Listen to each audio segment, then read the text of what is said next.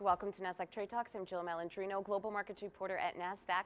Joining us at the MarketSite studio, we have Caleb Silver, editor-in-chief at Investopedia, to discuss year-end tax strategies and some investing tips as well. It is great to have you with us. Welcome back to Trade Talks. Thanks. So good to be here. All right. One of our favorite topics, taxes, but we're going to make this one a little bit more interesting. Explain to us what tax loss harvesting is. Yeah, this is a big deal, especially after a year like the one we've had. So this is when you sell an investment at a loss and you lose, and you use that loss to reduce your capital gains in other places. So in a year like the one we've had, if you've had big portfolio losses, if you've lost money on stocks and you're selling them at a loss, you can apply those losses up to $3,000 against capital gains. Can't do it in certain types of retirement accounts that are taxable, but it's a good way to actually offset your gains. There's a number of need-to-knows, though, however. Yeah.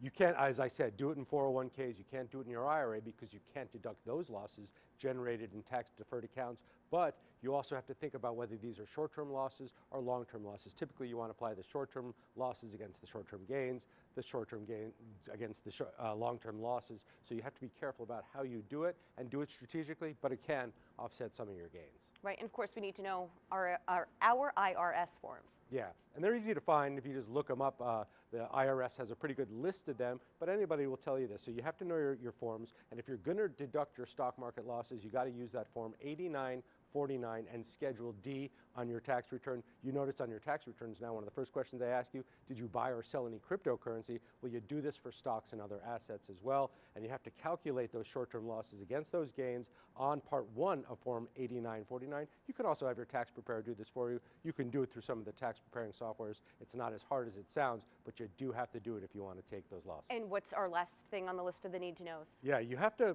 if you've owned stock that's become worthless because the company went bankrupt and was liquidated, you could take a total capital loss there. So it's important to know that some companies that were here maybe a year or 2 years ago, not here anymore, apply the total loss there. How do you give and get back savings?